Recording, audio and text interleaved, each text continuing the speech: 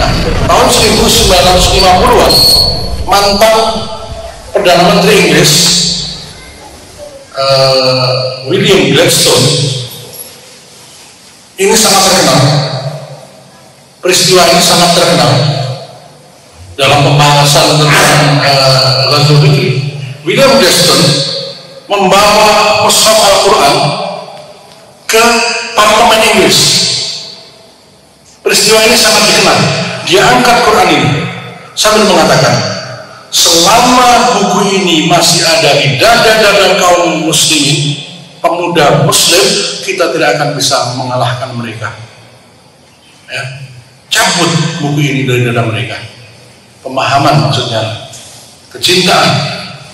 Jadi mereka sangat memahami bahwa sumber kekuatan Islam adalah pada ajarannya.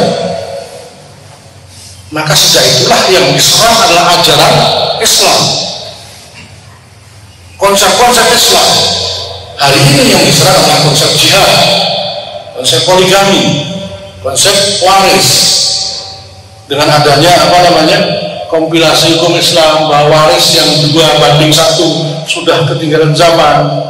Nah, itu cara-cara menghancurkan.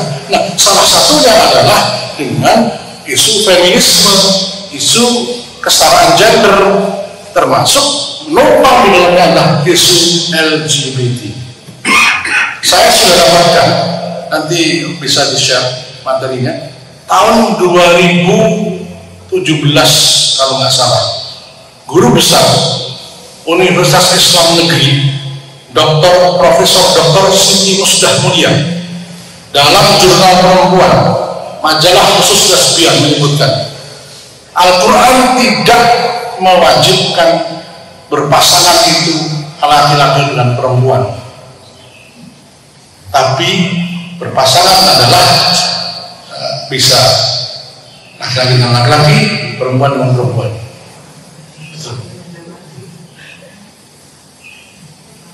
Itu dikatakan oleh seorang guru besar Universitas Islam Negeri. Artinya apa? Bahwa di tingkat intelektual Islam pun sudah disusupi dengan pemikiran-pemikiran seperti ini. Ya. Ternyata Dr. Musdah Mulia itu mendapatkan Courage Award,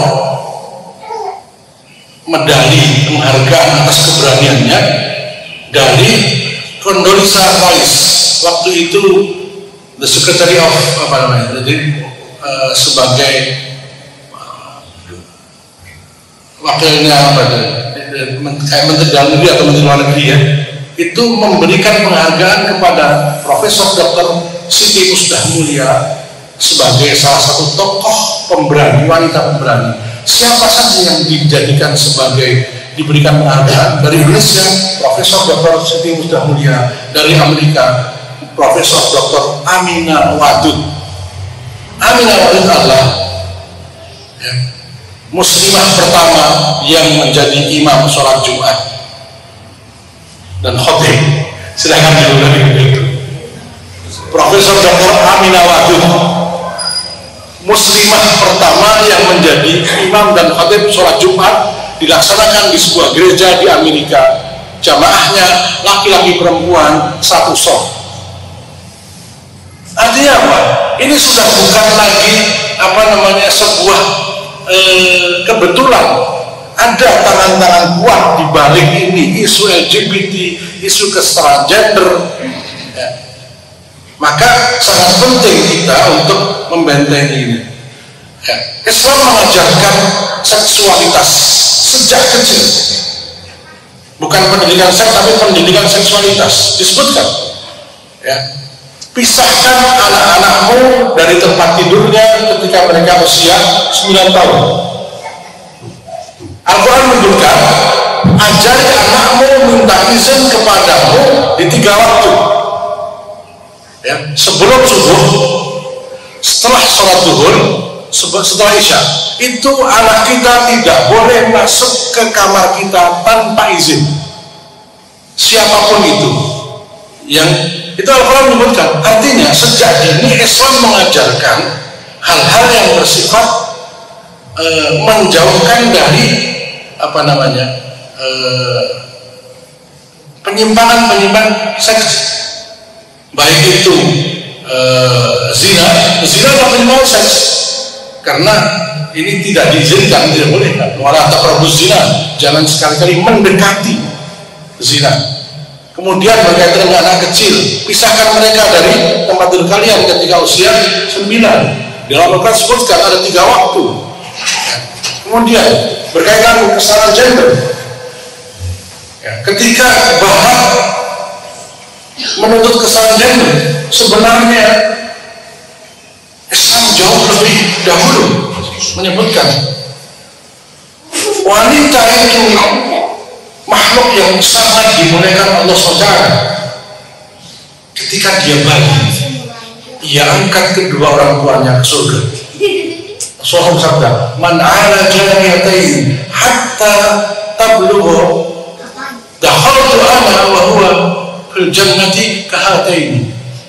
Barang siapa yang mengasuh, mendidik dua orang anak wanita sampai mereka balik, aku dan ia akan masuk surga nanti sedekat ini. Nabi bilang sedekat ini. Artinya anak wanita itu ketika ia masih belum balik, sampai balik orang tuanya mendidik dengan baik, orang tuanya mendapatkan surga. Ketika wanita ini balik lalu mendapatkan suami, wanita ini telah memberi separuh agama suaminya. Rasulullah sabda, man razaqahullahu imra'atan salihatan faqad a'anahu ala syaddi dini falyattaqillaha fi nisbati. Barang siapa yang oleh Allah diberi rezeki seorang wanita yang salihah, berarti Allah telah memberinya separuh agama. Itu nilai wanita, istri bagi suaminya, separuh agamanya. Maka ada istilah, orang kalau menikah itu belum lengkap agamanya, kalau sudah menikah sudah lengkap, karena separuh agama wanita laki-laki itu masih ada di calon istrinya.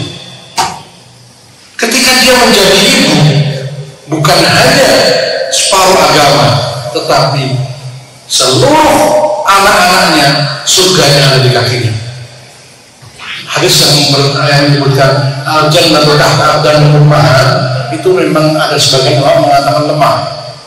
Namun ada sebuah hadis sahih yang menguatkannya. Suatu hari ada seorang anak muda minta izin kepada Nabi untuk berangkat berjihad. Oleh Nabi dilarang, jangan. Kau masih punya ibu yang harus kamu jaga. Pulanglah, jaga ibu. 3 hari berturut-turut pemuda ini minta izin. Di hari terakhir Rasulullah mengatakan, ilzam hijrah fatammal jannah. Jangan jauh-jauh dari kakinya, jaga kakinya, disitulah surga. Maka yang masih punya ibu, jangan jauh-jauh. Ya meskipun sebulan sekali atau apa, sekarang ada, karena di sini surga. Jadi ini Islam menempatkan wanita itu sangat tinggi. Ketika dia bayi, orang tuanya diangkatnya ke surga. Ketika dia menikah, suaminya diberikan anugerah separuh agamanya. Ketika dia punya anak, anak-anaknya diangkat surga olehnya. Tetapi kemudian barat pengen menyamakan, jangan mau. Masing-masing punya kedudukan yang tinggi. Laki-laki disebutkan awsatu babil jannah, bapak itu pintu surga paling dekat. Lah terus gimana dengan ibu? Ya, bapak itu pintu surga paling dekat, ibu di kakinya ada surga. Artinya apa? Sebenarnya laki-laki dan perempuan bukan untuk dibanding-bandingkan mana yang lebih mulia, mana yang. Setiap kita punya hak dan kewajiban yang berbeda. Karena walaisal dzakaru kal untha, memang laki-laki tidak sama dengan perempuan, tetapi bukan bermaksud untuk saling merendahkan. Al-Quran menyebutkan setelah doa panjang, Rabbana la tuzigh Rabbana wa la tukhzina yaumal qiyamah innaka la tukhliful mi'ad, fastajaba lahum rabbuhum anni la udhi'u amala amilin minkum min dzakarin wa untha ba'dukum min ba'd. Bahasa Al-Quran bukan kalian lebih rendah, ba'dukum min ba'd, sebagian kalian adalah bagian yang lain. dengan kelemahan dan kelebihan masing-masing. Bahkan Islam menggambarkan hubungan antara suami dan istri adalah hunna libasul lakum wa antum libasul lahum. Kalian adalah pakaian bagi hunna, mereka adalah pakaian bagi kalian, kalian adalah pakaian bagi mereka. Pakaian itu melindungi dari rasa malu, pakaian itu memberikan kebanggaan, pakaian itu menutup aurat, pakaian itu membuat tubuh hangat, pakaian melindungi dari cuaca. Nah, bahasanya sangat halus, tapi menunjukkan betapa pentingnya kedudukan wanita di depan laki-laki dan kedudukan laki-laki di depan perempuan. Nah, maka kesetaraan gender justru akan menjadikan wanita lebih rendah setelah ditinggikan oleh Islam. Nah, apalagi kemudian isu yang lain. Demikian kurang lebih. Grand desainnya adalah yuriduna yudhi'u nurallahi biafwahihim wallahu mutimmu nurihi walau karihal kafirun. Al-Surat As-Saff menyebutkan mereka berkeinginan, berkehendak memadamkan cahaya Allah biafwahihim, dengan lisan-lisan mereka. Setelah membahas banyak tentang peperangan mereka, kebencian mereka, Allah menyebutkan bahwa mereka hendak memadamkan cahaya Allah dengan lisan-lisan mereka. Nah, inilah yang hari ini sedang dilakukan. Mereka menggunakan media massa, menggunakan banyak hal yang intinya adalah menginginkan padamnya cahaya Allah. Tapi Allah mengatakan Allah akan menyempurnakan cahayanya meskipun orang-orang kafir membencinya. Huwa alladzi arsala rasulahu bil huda wa dinil haqqi liyudhhirahu 'ala ad-din kullihi walau karihal musyrikun. Nah, solusinya ayat selanjutnya, ya ayyuhalladzina amanu hal adullukum 'ala tijaratin tunjikum min 'adzabin alim. Di sini mereka tidak menghendaki cahaya Allah, tapi Allah akan menyempurnakannya. Dia Allah yang mengutus Rasulnya dengan huda, hidayah dan din yang hak agar dimenangkan atas segala din, walaupun orang musyrik tidak suka. Nah, solusinya, hai orang-orang beriman, maukah kalian aku tunjukkan perdagangan yang akan menyelamatkan kalian dari azab yang pedih. Tu'minuna billah, beriman kepada Allah wa rasulih dan rasulnya, wa tujahiduna, dan berjuang bi amwalikum wa anfusikum, berjuang dengan harta dan nyawa. Disebutkan harta dulu baru nyawa. Artinya bahwa memang sebelum terjadi pertarungan fisik ini sudah terjadi pertarungan non fisik yang luar biasa yang sekarang sedang disebut dengan ghazwul fikri, atau juga pertarungan ideologi yang sangat kuat. Nah, Bapak Ibu yang mengatakan saudara, di balik pertarungan keras Yahudi, Nasrani, dan kaum muslimin, ada satu kaum yang menyela di tengah-tengah, yaitu orang-orang munafik. Dan Islam tidak pernah kalah melawan Yahudi, melawan Nasrani. Kenapa Islam bisa kalah? Karena peran orang ketiga ini, munafik. Nabi kalah di perang Uhud juga karena munafik, yang kemudian langsung diingatkan 300 munafik mundur. Jadi perang belum berkecamuk, Nabi membawa 1000 pasukan, yang 300 sudah mundur. Termasuk banyak terjadi kekalahan-kalahan kaum muslimin. Kita tahu bagaimana Belanda menggunakan siasat divide and impera, pecah belah dan jajah. Itu munafikin. Jadi kita selain waspada kepada Yahudi dan Nasrani yang memang disebutkan oleh Allah SWT dan Rasulullah, satu kaum lagi yang sangat berbahaya adalah kaum munafikin. Oleh karena itu tadi doa kunut tadi, Allahumma hdina fi man hadait wa afina fi man afait wa tawallana fi man tawallait wa barik lana fi ma atait wa qina syarra ma qadait. Itu salah satu doa yang sangat bagus untuk agar kita selalu diberikan hidayah. Allahumma arinal haqqa haqqan warzuqna ittiba'ah wa arinal batila batilan warzuqna ijtinabah. Karena hari ini kebenaran dan kebatilan itu dibikin sama.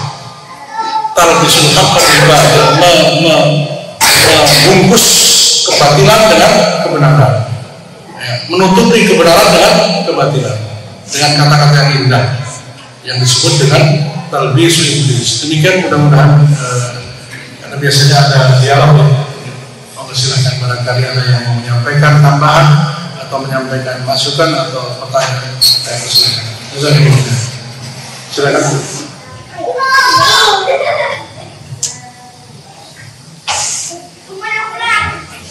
Monggo silakan. Ya.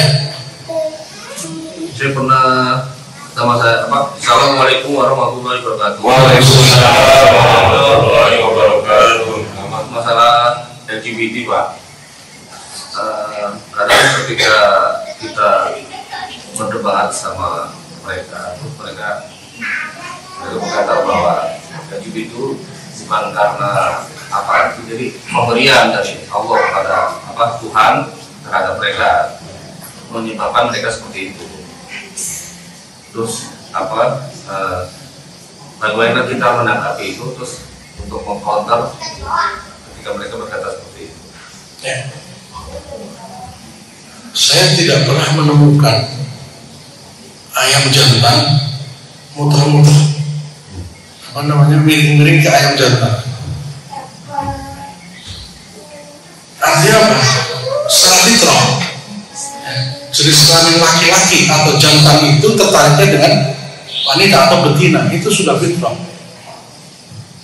Nah, kemudian dikatakan bahwa itu pemberian dari Allah SWT.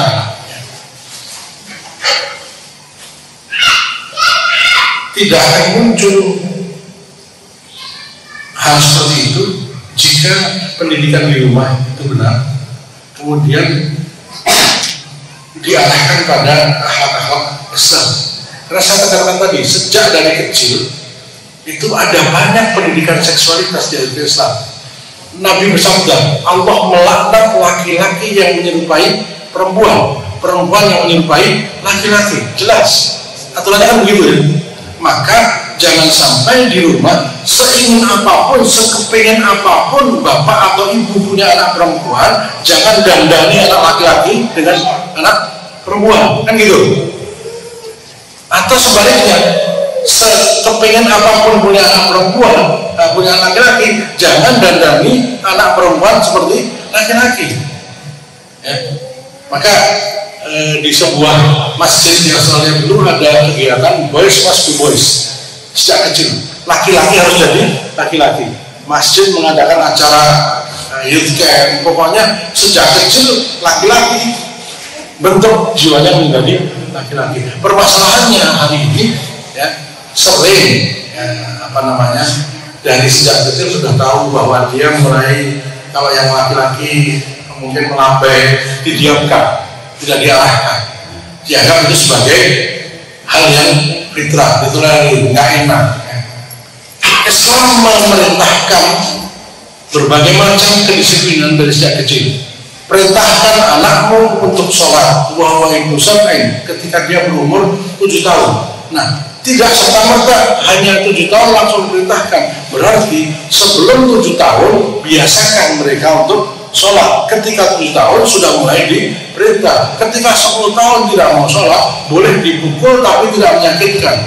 Ini dikasih waktu 3 tahun, 7 tahun, kemudian 3 tahun. Nah, mulai umur 7 tahun itu sudah mulai diajarkan hal-hal yang wajib dilakukan oleh seorang wanita atau laki-laki. Dikenalkan siapa mahramnya, sehingga tidak bergaul dengan yang bukan mahramnya. Ya. Tidak boleh bersalaman dengan yang bukan mahramnya. Itu kan diajarkan oleh Islam. Nah, maka tidak akan terjadi hal seperti itu jika keluarga itu menerapkan aturan-aturan dan adab akhlak Islam. Masalahnya ya, banyak keluarga yang tidak menerapkan akhlak dan adab Islam, sehingga mengatakan bahwa itu pemberian dari Tuhan, padahal tidak. Di zaman Nabi ada 2 khunsa. Khunsa itu tidak jelas kelaminnya laki-laki atau perempuan. Maka untuk orang seperti ini boleh memilih. dia mau jadi laki-laki atau jadi perempuan. Tapi yang terjadi hari ini bukan, kebanyakan mereka itu laki-laki yang kemudian kebiasaan sejak kecil itu condong kepada perempuan lalu kemudian jadi banci, atau sebaliknya perempuan yang lebih banyak bergaul dengan laki-laki dan seterusnya kemudian dia bersifat tomboy.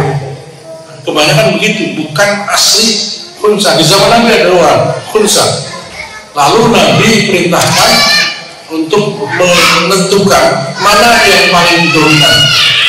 Itu ada dua kelamin dalam fisiknya, maka yang paling dominan itulah yang diperintahkan. Hari ini kemungkinan besar ada, dan saya juga pernah baca. Jadi permasalahannya, kalau dikatakan itu takdir Allah, Allah tidak akan mungkin. Kalaupun itu dari lahir, Allah sudah memberikan solusi, yaitu didiklah dia secara Islam. Jika pendidikannya secara Islam, tidak mungkin terjadi seperti itu. Saya melihat banyak sekali munculnya gejala gay maupun lesbian karena pendidikan terutama di keluarga.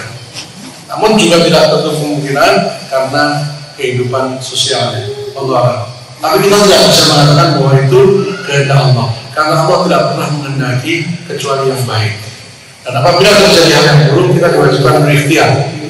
Nah, yang ketiga, bahwa Islam punya aturan-aturan yang tidak bisa ditawar lagi, bahwa laki-laki harus menjadi laki-laki, perempuan menjadi perempuan. Buktinya Nabi bersabda, Allah melaknat laki-laki yang menyerupai perempuan dan perempuan yang menyerupai laki-laki. Menyambung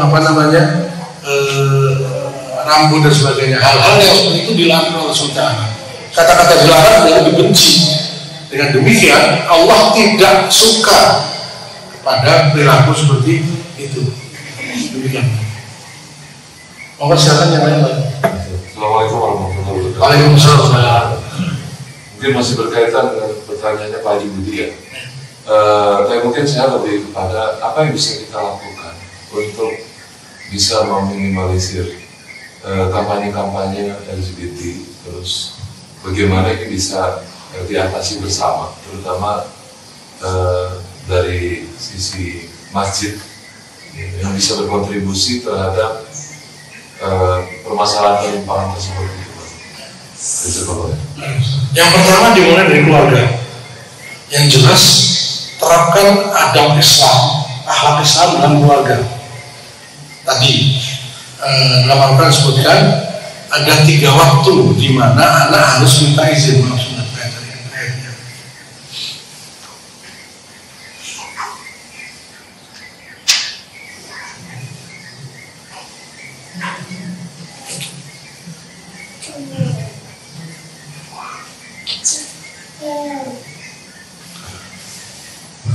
Sebelum subuh itu siapapun selain suami istri itu harus minta izin, harus ketok pintu, walaupun itu mertua. Itu diatur dalam Al-Quran.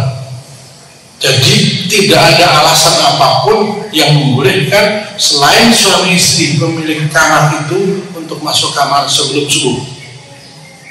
Dilarang. Yang kedua, setelah sholat zuhur sampai dengan asar di waktu istirahat siang. Yang ketiga setelah isya. Bahkan kalau setelah isya itu rumah tamu bertamu setelah isya, maka adabnya memberitahu, bolehkah kami bertamu? Karena waktu setelah isya adalah waktu yang sangat privasi, apalagi kamar. Nah itu tidak diizinkan.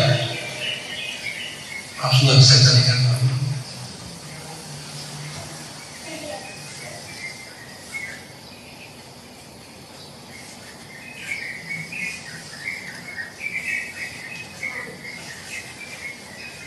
Surah An-Nur ayat 58. Silakan nanti dicari surah An-Nur ayat 58. Hai orang beriman, hendaklah minta izin kepada kalian orang-orang yang menjadi budak kalian. Itu di zaman masih ada budak. Dan orang-orang yang belum balik.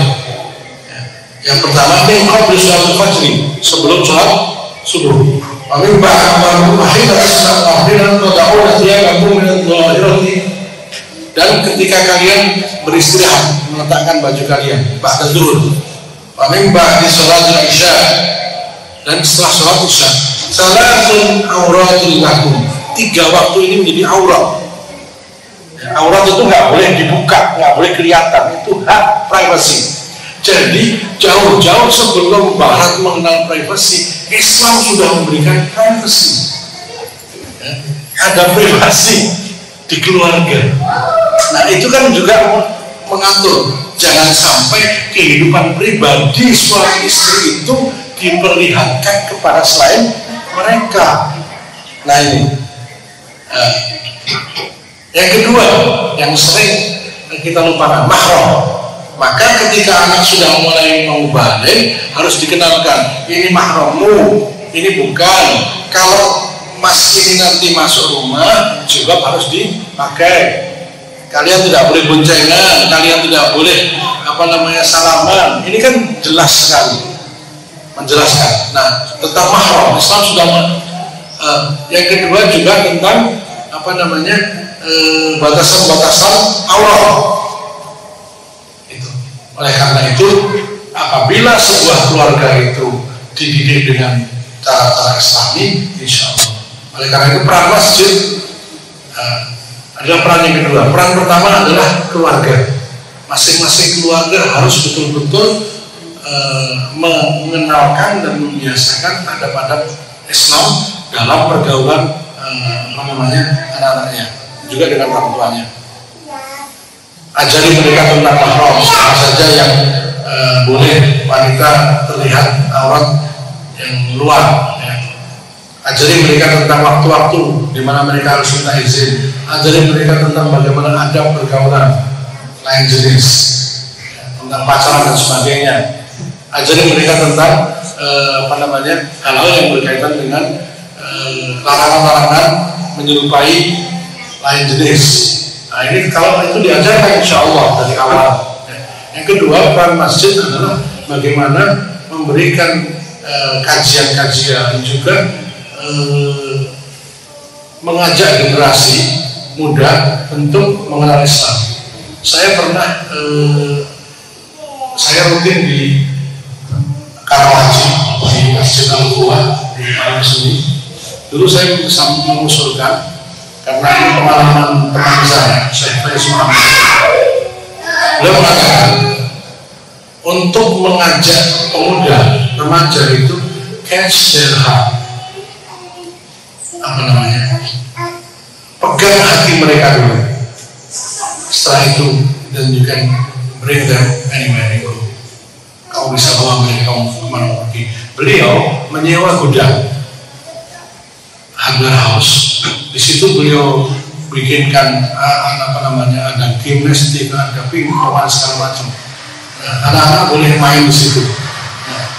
Kemudian saya tanyakan, kenapa? Ya, anak muda itu memang remaja, ya sukanya main.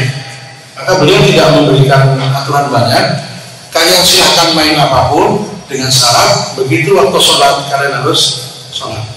Nah, yang terjadi di Indonesia hari ini, masjid itu jarang diisi remaja. Yang ada anak yang baru lahir sama orang yang baru mau mati. Dua generasi ini, yang baru lahir sama yang mau mati. Yang tengah-tengah ini banyak kosong.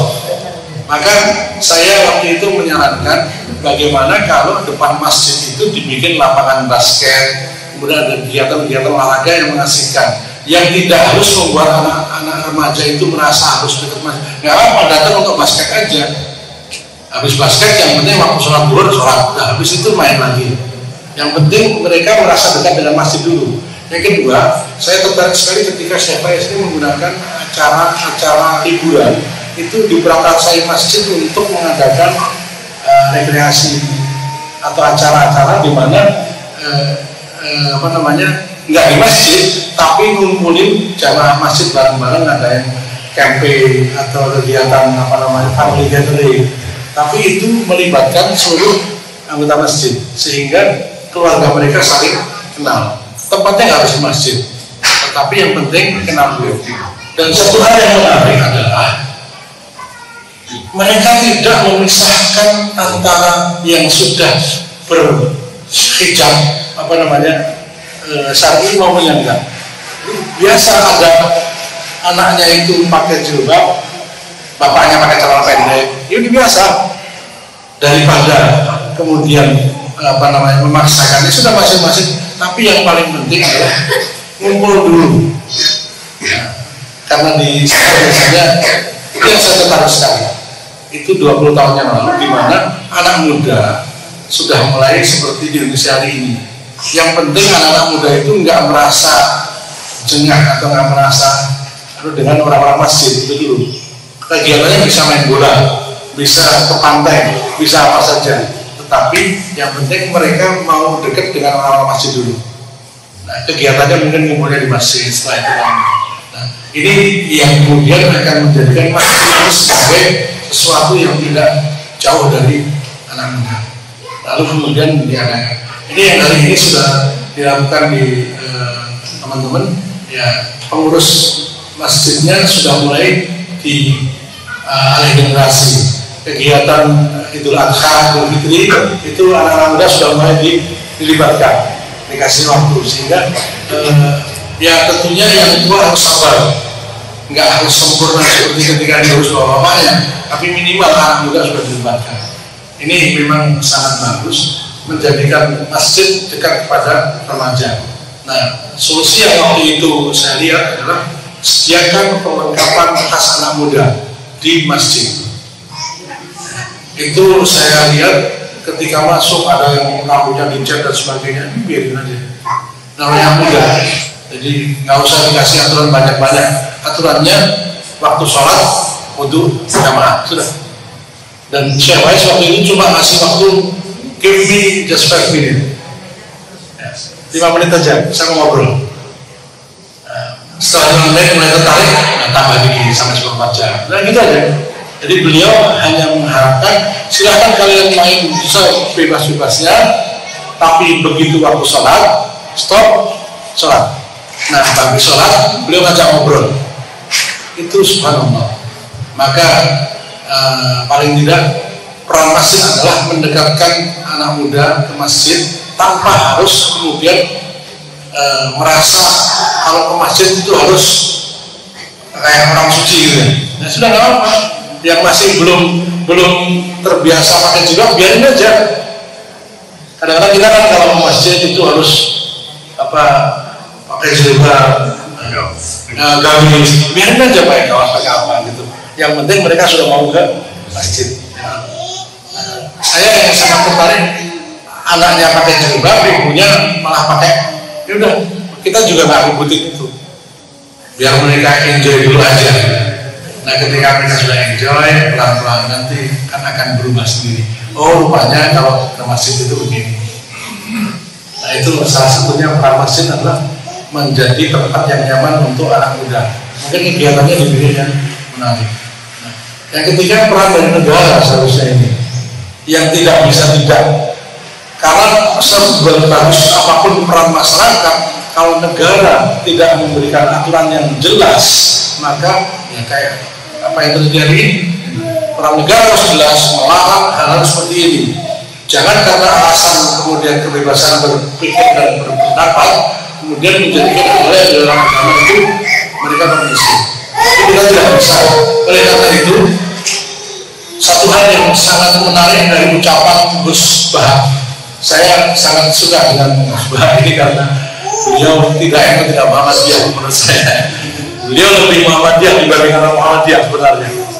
Kenapa? Beliau orang NU yang pakai hisab. Beliau itu mazhabnya bukan rukyah, tapi hisab.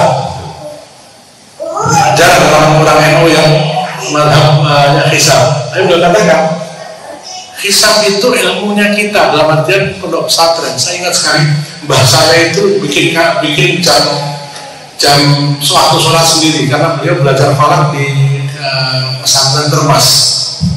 Nah, orang-orang Muhammadiyah jarang belajar falak. Yang belajar falak itu orang-orang NU, tapi yang pakai hisab malah orang Muhammadiyah. Ini yang terjadinya agak aneh ya. Yang belajar falak itu orang NU, Dengan falak itu lahirlah hisab. Tapi yang pakai mazhab hisab malah orang Muhammadiyah. Gus Babi, kita ini seharusnya tidak aneh lagi dengan hisab. Nah, Gus Babi mengatakan 1000 pengajian tentang haramnya zina kalah dengan tanda tangan seorang gubernur yang menutup lokalisasi. 1000 pengajian tentang haramnya zina kalah efektif dengan tanda tangan seorang gubernur menutup lokalisasi. Oleh karena itu, umat Islam jangan tidak terlibat dalam proses politik yang nantinya proses politik itu akan menetapkan atau menentukan masa depan umat Islam, tanpa bermaksud mengarahkan pada siapa atau siapa. Tapi jangan sampai umat Islam tidak terlibat dalam proses politik. Saya tertarik dengan ucapan Gus Baha ini.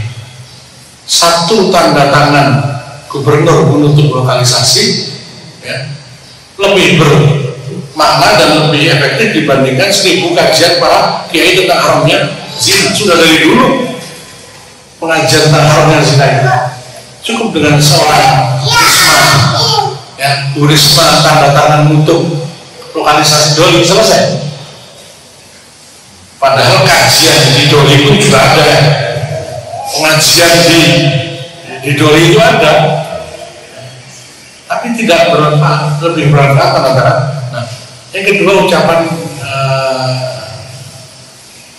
gurunya Erdogan, Necmettin Erbakan, jika dunia politik tidak diisi oleh orang-orang yang soleh, maka orang-orang jahat akan mengisinya. Nah, karena nanti berbagai hal tentang masa depan Islam termasuk LGBT itu semua akan menjadi polisi para pemegang kekuasaan, maka umat Islam jangan hanya menjadi objek penderita, kita aktif dalamnya tanpa bermaksud menunjuk siapa dan siapa, tapi belajarlah politik agar kita tidak dipolitiki. Satu kalimat terakhir adalah ucapan Kiai Haji Umar Said Cokro. Beliau mengatakan, berakidahlah semurni-murninya, berakidahlah sekuat-kuatnya, beribadahlah semurni-murninya, berpolitiklah secerdas-cerdasnya. Itu beliau mengatakan, berakidahlah sekuat-kuatnya, beribadahlah semurni-murninya, berpolitiklah secerdas-cerdasnya.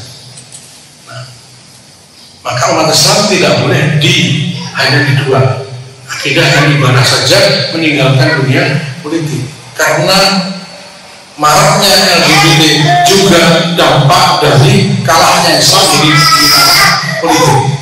Ketika Islam kalah di politik, maka kebijakan publik ditentukan orang-orang yang tidak suka dengan Islam. Jadi ada 3, keluarga, masyarakat, terutama masjid dan pemerintah. Jadi solusinya, ya pilihlah pemimpin yang condong pada Islam, pilihlah wakil rakyat yang memihak pada Islam, karena itu juga akan berdampak pada kebijakan politik di negeri. Demikian.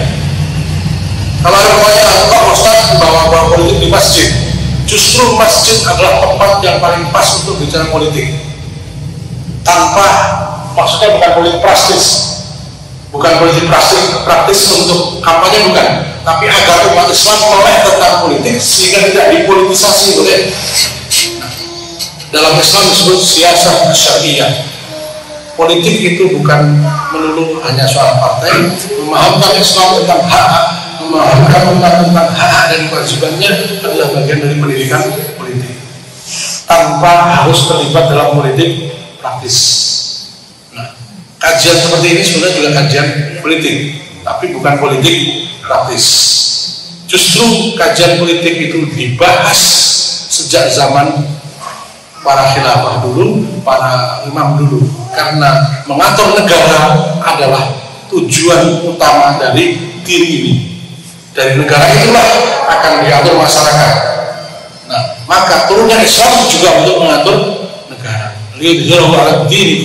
Karena din bermakna aturan hidup, the way of life. Dan live di sini juga berkaitan dengan keluarga, juga berkaitan dengan masyarakat, juga berkaitan dengan negara. Oleh karena itu peran negara sangat penting dalam masalah ini. Demikian. Baik, Bapak silakan yang lain.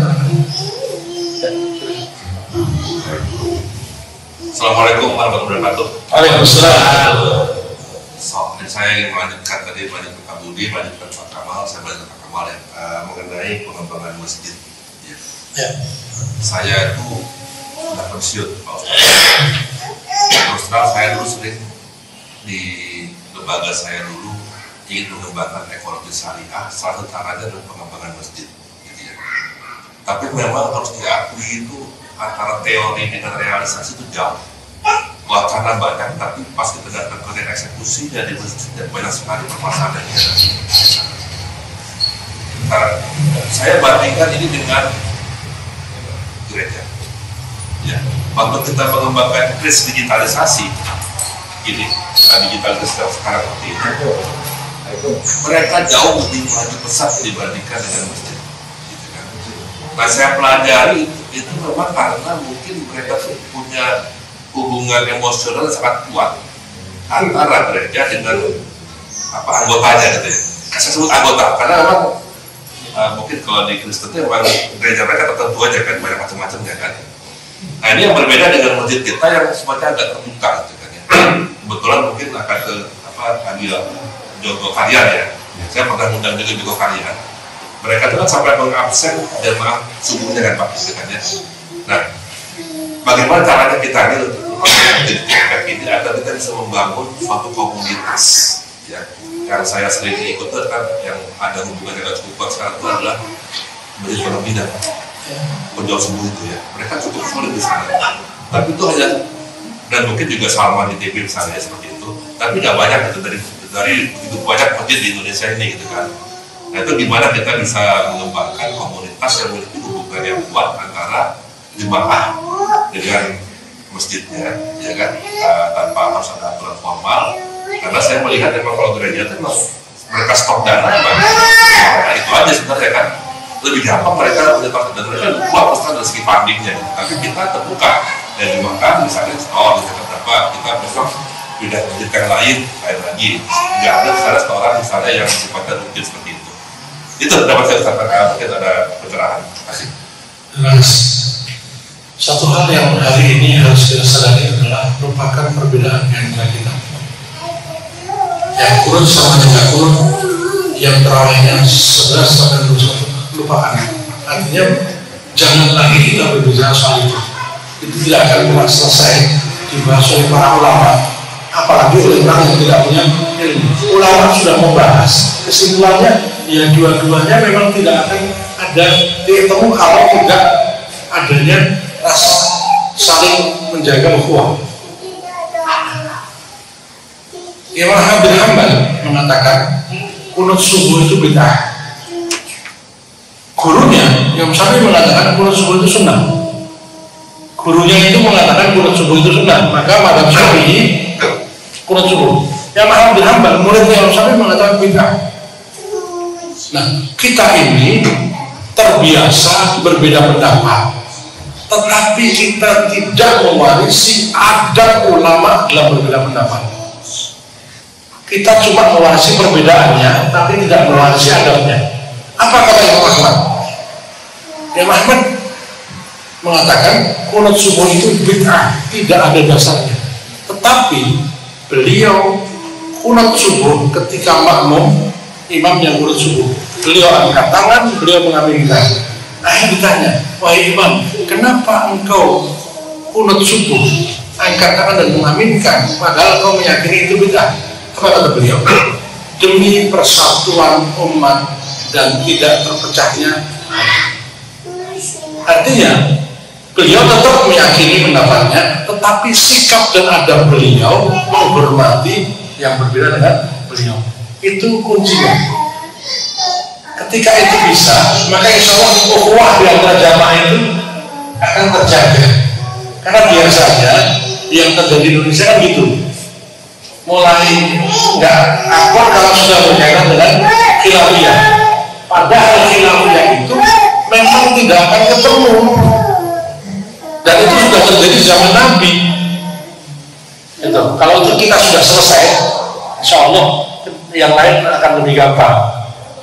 Ini yang saya lihat di berbagai masjid kan masalah utamanya adalah itu dulu adanya kecurigaan antar jamaah yang berkaitan dengan hilangnya pada kita sama.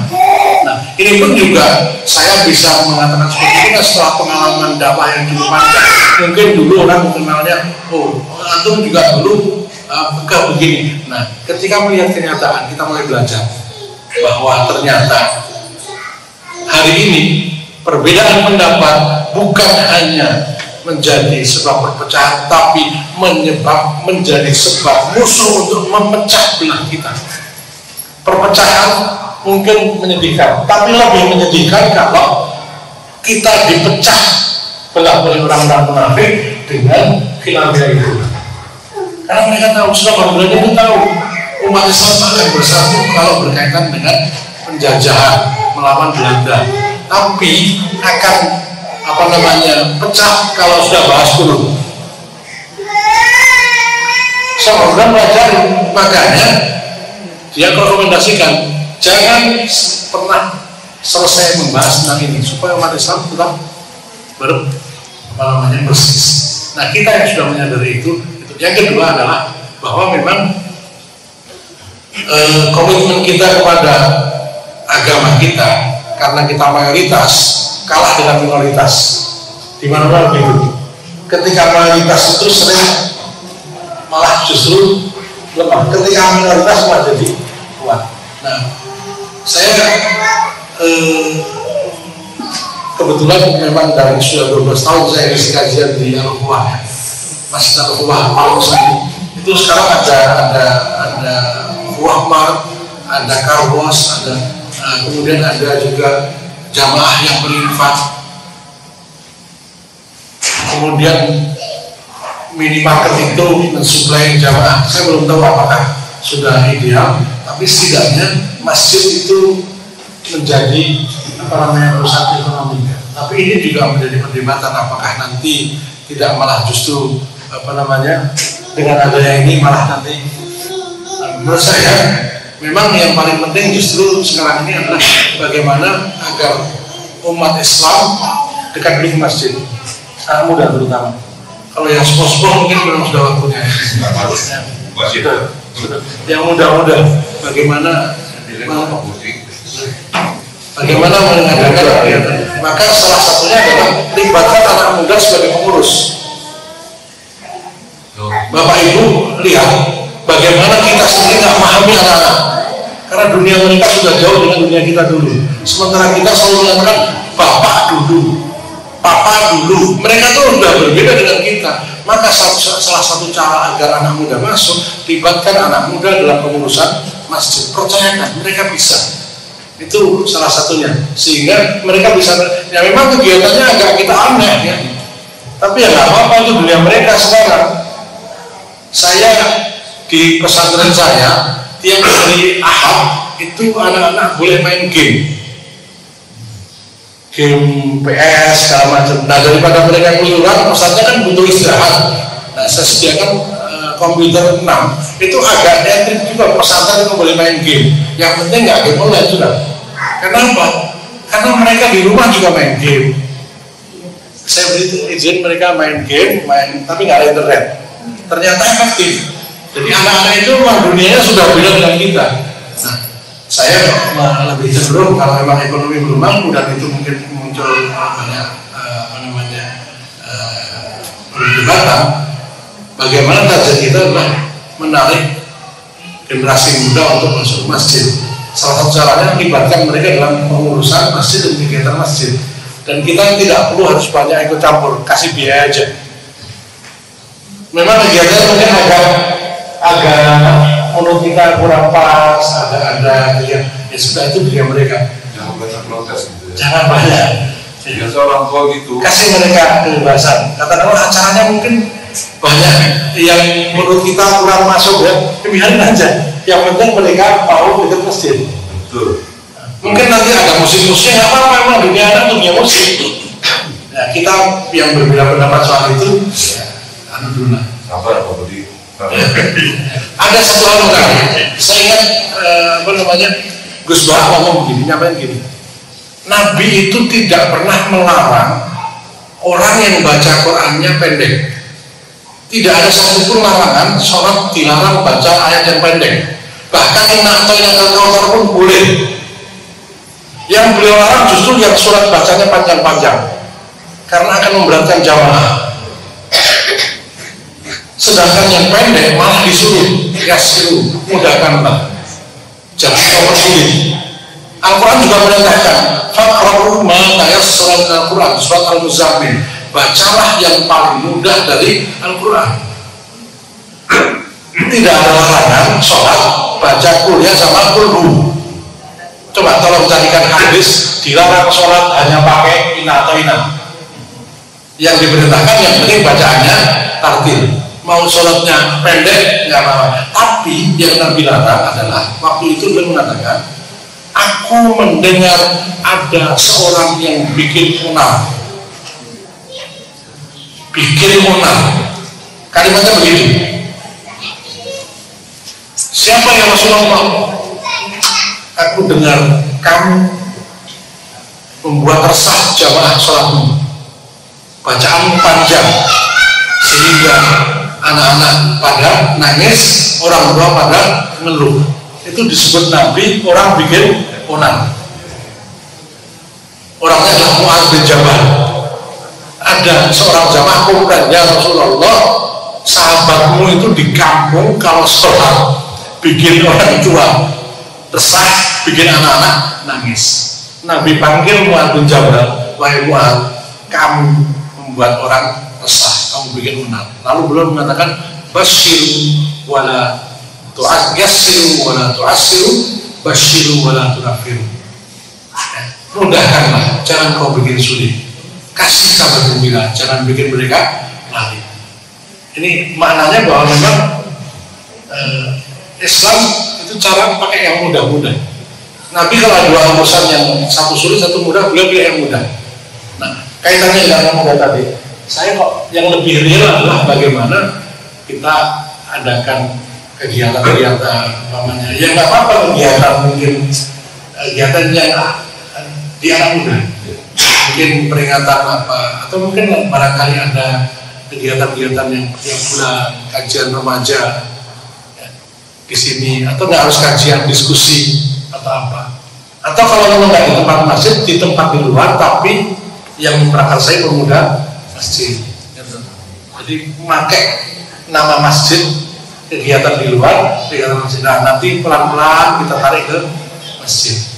Saya rasa itu jauh lebih daripada, bukan berarti menyempilkan soal ekonomi ya, tapi memang kita akan kehilangan generasi penerus di masjid ini kalau nggak dari awal kita ajak mereka masjid. Ini kaitannya juga dengan Bapak tadi, berkaitan dengan ekonomi. Kalau ekonomi di samping juga mungkin lebih rumit ya. Kalau pengembangan ekonomi, karena masjid kayak Jawa Tengah itu kan basisnya basis masyarakat, bukan basis rumah begini, tapi masyarakat. Nah, di Al-Quran juga demikian, mereka mengajak masyarakat luas. Demikian. Mungkin ada lagi yang lain sebelum kita tutup, cukup ya. Pak, satu lagi. Silakan.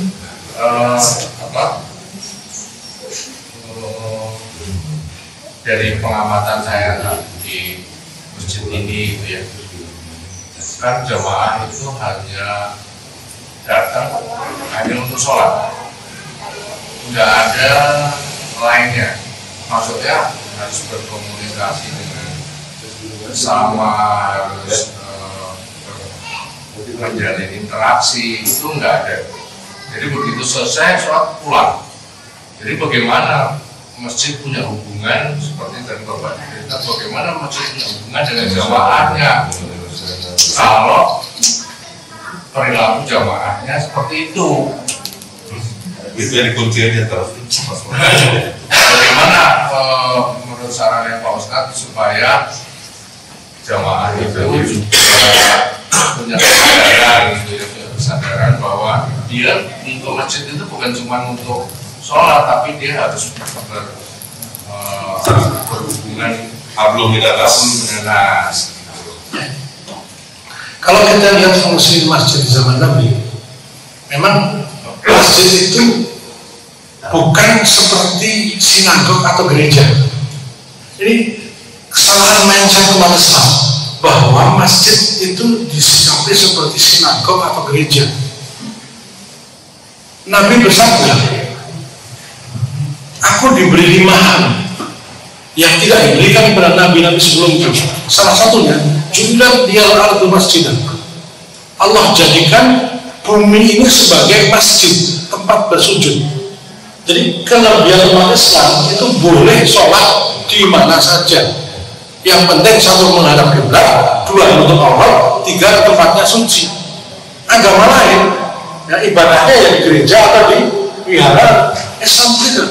Sehingga masjid itu bukan satu-satunya tempat untuk sholat, di mana saja boleh. Karenanya fungsi masjid di zaman Nabi ya, itu yang pertama diadakan, yaitu tempat ibadah, tempat berkumpul, tempat musyawarah, tempat menerima delegasi negara asing, tempat menempatkan tawanan perang, tempat pelatihan perang, dan didekatkan dengan pusat ekonomi. Sehingga suatu hari Nabi sedang khutbah, datang rombongan kafilah dagang dari Syam, orang-orang pergi semua. Maka watarakuka qa'iman, ayatnya kan begitu, mereka tinggalkan kamu dalam keadaan berdiri khutbah. Nabi khutbah, Nabi lagi khutbah Jumat itu jamaahnya pergi kabur rebutan dagangan. Dan maka ayatnya kan watarakuka qa'iman, mereka jamaah ini meninggalkan kamu dalam keadaan berdiri khutbah. Nah, yang tersisa hanya 40 orang. Maka mazhab Syafi'i memutuskan bahwa sholat Jumat tidak sah kalau nggak 40 orang berdasarkan peristiwa itu. Yang lainnya pergi semua, rebutan dagangan, yang masih tunggu di situ 40 orang. Turunlah ayat itu. Nah, kaitannya apa? Memang ekonomi tidak dijauhkan dari masjid, politik tidak dijauhkan dari masjid.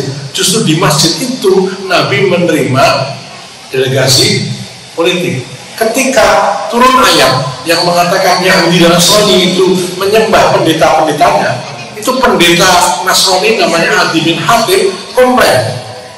Dia masih pakai sarung gede, komplainnya langsung ke masjid. Masjid juga pusat pendidikan. Nabi bikin kelas di masjid. Masjid juga tempat untuk menampung orang-orang tidak mampu. Maka disebut ashabus suffah. Para sahabat-sahabat yang nggak punya rumah itu ditampung di pinggir masjid. Jadi fungsi masjid di zaman Nabi itu bukan hanya tempat untuk ibadah. Karena kalau untuk sholat, Allah sudah siapkan seluruh isi seluruh bumi itu untuk sholat. Nah, masjid itu menjadi pusat politik, pusat pengaturan pemerintah, bahkan sampai dengan Khalifah Ali bin Abi Thalib tidak punya kantor. Nabi nggak punya kantor, Abu Bakar nggak punya kantor, Umar nggak punya kantor, Utsman nggak punya kantor, Ali bin Abi Thalib nggak punya kantor. Ketika Rostam atau Rustum, panglima perang Persia, mengutus delegasinya untuk menyampaikan suratnya kepada Umar, ini sebuah kisah terkenal. Logika dia, Khalifah itu raja itu pasti punya istana. Maka dia tanya, di manakah istana Umar? Pernah dengar cerita ya? Di manakah istana Umar? Orang bingung istana apa? Dalam konsep Khalifah Rasyid itu nggak ada istana. Umar nggak punya istana. Loh, di mana dia kerja? Nah, istana Umar 3, 1 di masjid ini, yang kedua di rumahnya, 3 di pojok kota sana di bawah pohon kurma. Rupanya di masjid nggak ada, di rumahnya nggak ada, adanya di pojok kota Madinah di bawah pohon kurma. Nah, utusan Rostam ini bilang ke Umar ketika udah ketemu, Umar, kamu pasti pemimpin yang adil. Maka kaget, loh kok kamu tahu? Karena kamu dengan tenangnya duduk di sini. Kalau kamu tuh dolim, kamu pasti butuh pengawal, kamu nggak akan bisa tidur dengan tenang di sini. Nah, ada poin yang penting bahwa selama kurun waktu 45 tahun Islam tidak punya pusat pemerintahan, tidak punya istana, tidak punya administrasi kecuali di Masjid Nabawi. Sehingga karena peran masjid yang begitu besar terhadap masyarakat dan negara, orang munafik ketika mau menandingi pengaruh Nabi, mereka bikin masjid juga yang disebut dengan Masjid Dirar. Untuk menguasai kudeta kepada Madinah, kepada Nabi, mereka tidak bikin istana atau mereka bikin masjid juga, karena masjid adalah pusat pemerintahan, pusat ekonomi, pusat diplomasi, pusat bahkan Rufaidah itu dokter pertama dalam Islam, perempuan. Beliau merawat orang-orang yang luka di masjid, dan dalam hadis sahih dari Bukhari disebutkan lukanya Sa'ad bin Mu'adz yang terluka di perang Uhud itu membasahi lantai masjid. Darahnya membasahi lantai masjid. Artinya apa? Masjid juga difungsikan sebagai tempat untuk pengobatan. Sumamah bin Utsal itu orang yang sangat anti Islam, silakan dibuka. Sumamah bin Utsal itu ditangkap oleh Nabi, lalu beliau diikat di tiang masjid. Nabi mengatakan, jangan lukai dia, hormati dia, siapkan makanan terbaik buat dia. Tawanan ini diikat di masjid 3 hari 3 malam, selama didiamkan saja. Hari ke-3 beliau menyatakan masuk Islam karena terpesona dengan kehidupan kaum muslimin dari masjid itu. Artinya apa? Cermin kehidupan kaum muslimin juga tercermin dari masjid, sehingga semua orang Musa terpesona dengan kehidupan kaum muslimin hanya dengan diikat di masjid selama 3 hari 3 malam. Dia sudah bisa melihat kaum muslimin kayak gini. Artinya apa? Interaksi kaum muslimin di masjid itu cukup mencerminkan kehidupan kaum muslimin. Nah, ini gambaran bagaimana masjid itu menjadi pusat Islam. Oleh karena itu memang kita hari ini kenapa tidak bisa seperti itu, ya karena pertama mindset kita, masjid itu hanya untuk sholat, nggak boleh buat tiduran, nggak boleh buat ini buat itu. Nah, ini. Tapi memang sekarang masjid dibuka 24 jam, ya hilang semuanya. Ini repotnya. Repotnya gitu. Nah, kaitannya dengan pertanyaan Bapak tadi, maka barangkali kita mungkin sering adakan acara pertemuan di masjid. Karena masjid bukan tempat yang suci, berarti nggak boleh buat pertemuan RT RW. Boleh saja pertemuan RT RW di masjid. Masjid bukan tempat yang tidak boleh dimasuki orang kafir. Boleh. Sumamah itu orang kafir, ditaruh di masjid. Adi bin Hatim at-Ta'i itu orang kafir, dia datang ke masjid.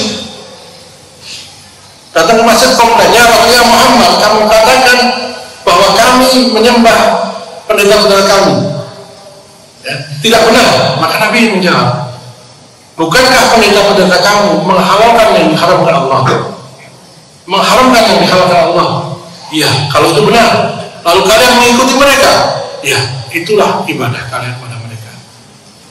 Itu percakapan terjadi di dalam masjid antara Nabi dengan pendeta bernama Adi bin Hatim at-Ta'i. Nabi tidak suruh kamu keluar, ini mau bahasa lainnya.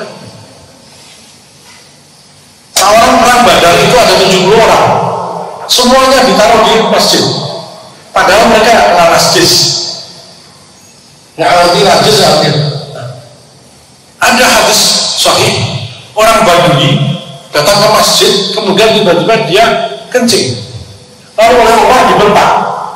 Nah, Nabi marah, yang dimarahi bukan si Badui yang kencing, tapi Umar yang membentak. Lalu Nabi perintahkan Umar, ambil air, apa namanya? Siram. Yang kencing Badui, yang ngingetin Umar, si Badui suruh ngajutin, Umar yang suruh buang. Hadis sahih Badui itu apa? Dia mana Allahumma arham, ya Allah limpahkanlah barokah kepada Muhammad dan saya dan bukan kepada Umar. Saking dia kan dia langsung di depan Nabi, ya Allah limpahkanlah berkahmu kepada Muhammad dan padaku dan bukan kepada Umar. Umar itu artinya bahwa Nabi pun juga tidak melarang orang untuk orang bodoh dan sebagainya. Bahkan masjid itu tidak ada kesan bahwa itu sakral banget sehingga orang yang nggak tahu bisa kerja di situ. Zaman itu maksud saya. Artinya zaman Nabi masjid itu fungsinya multifungsi. Ketika Nabi itikaf, beliau bikin tenda-tenda. Nah hari ini kesan kita terhadap masjid itu seperti kesan orang Kristen terhadap gereja yang hanya tempat suci hanya untuk sholat. Kegiatan selain sholat di luar masjid. Padahal di zaman Nabi tidak. Aisyah radhiyallahu anha dalam riwayat Muslim disebutkan beliau ngintip dari rumahnya orang-orang Habasyah sedang latihan perang, gitu kan?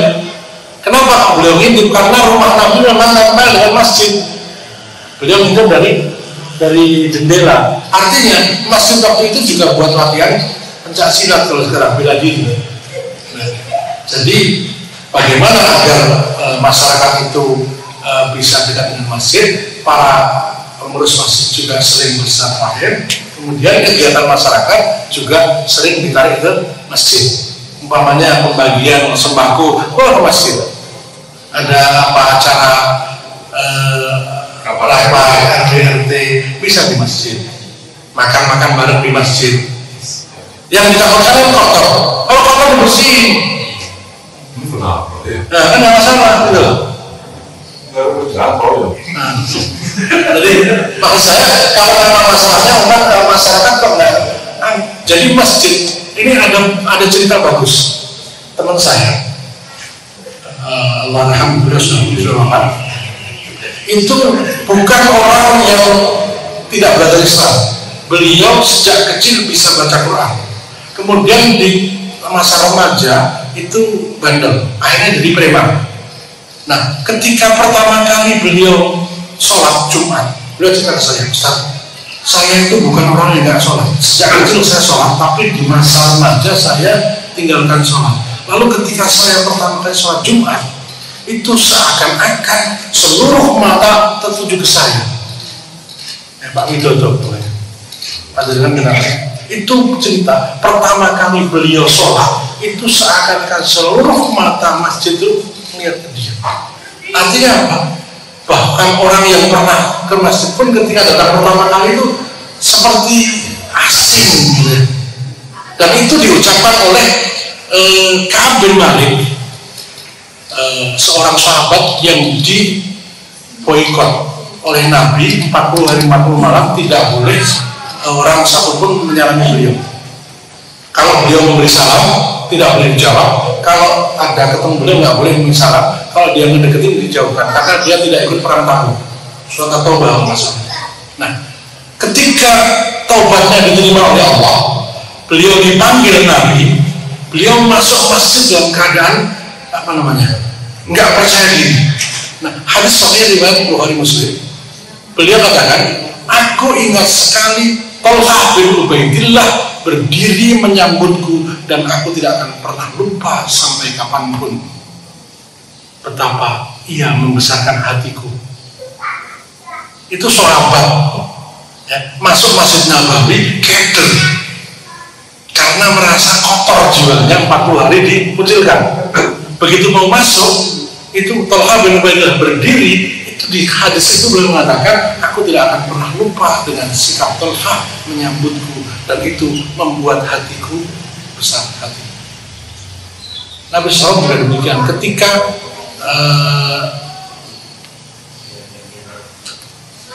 Ikrimah bin Abu Jahal. Ikrimah bin Abu Jahal itu anaknya Abu Jahal, orang yang tidak diampuni Nabi. Ketika Fathu Makkah ditaklukkan, semua diampuni kecuali Ikrimah. Karena apa? Dia tidak mau menyerah dan dia melakukan perlawanan. Tapi istrinya muslimah, lalu minta jaminan dan minta ampun dari Nabi, diampuni. Ikrimah kembali ke Mekah mau masuk Islam. Apa kata Nabi? Sebentar lagi akan datang seorang mukmin muhajir, orang mukmin yang berhijrah. Beliau sambut di depan masjid kedatangan Ikrimah untuk masuk Islam. Sikap-sikap ini yang harus kita tahu, bahwa sikap welcome dari kita kepada orang yang mau masuk masjid. Bahkan Nabi menyambut kedatangan Ikrimah, Talha. Ini contoh bagaimana masjid itu bersikap membuat orang welcome. Karena bisa jadi ada orang-orang yang memang belum pernah jamaah di sini, lalu pas mau masuk itu cerita-cerita. Ini bagaimana masjid DKM dan jamaah itu tidak bersikap cuek pada orang-orang baru. Nah, ini bisa dicontoh teman-teman jamaah tabligh atau jamaah dakwah. Mereka dengan sabar terus setiap hari ngajak ke masjid. Nah, ini yang pernah interaksi dengan saudara-saudara kita di jamaah tabligh. Di sini belum. Jamaah itu tiap maghrib, menjelang maghrib mereka datang ke rumah-rumah ngajak sholat, ngajak jamaah. Nah, ya barangkali itu bisa dilakukan, tapi tidak harus dengan cara yang sama ya. Tapi minimal umpamanya begini, kita datang bertamu ke tetangga kita, pas mendekati waktu sholat, begitu ada yuk ke masjid yuk. Itu kan nggak berasa banget mau ngajak masjid. Kita niatnya pas datang sholat, yuk kita ke masjid dulu. Mungkin jawaban beliau nah ayo bareng sekalian. Nah, itu.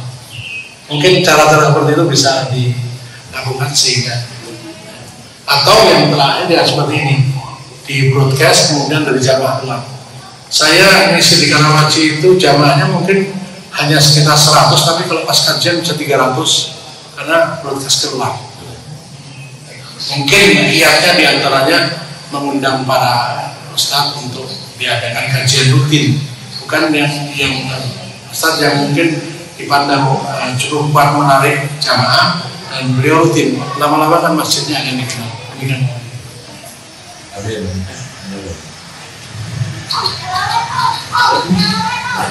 Jadi kan cukup. Terima kasih banyak atas waktu yang diberikan kepada saya.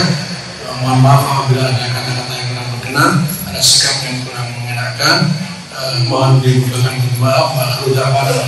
Assalamualaikum warahmatullahi wabarakatuh.